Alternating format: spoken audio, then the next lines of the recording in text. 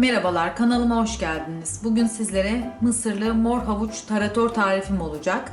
Malzemelerim sırasıyla yarım kilo mor havuç, 1 su bardağı haşlanmış mısır, saf zeytinyağı, süzme yoğurt ve normal yoğurt karışımı, 1 diş sarımsak, tuz ve üzerini süslemek için nane kullanacağım.